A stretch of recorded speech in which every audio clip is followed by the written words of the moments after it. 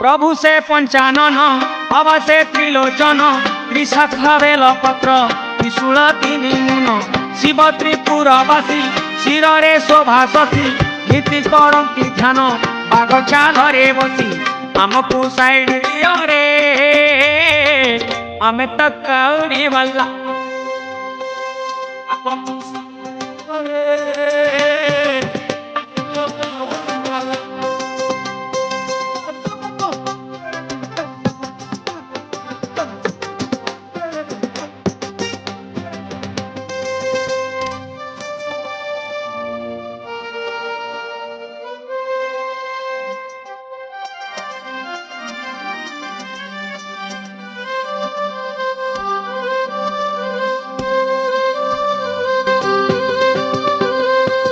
Hatkeshwar Baba Hatkeshwar Baba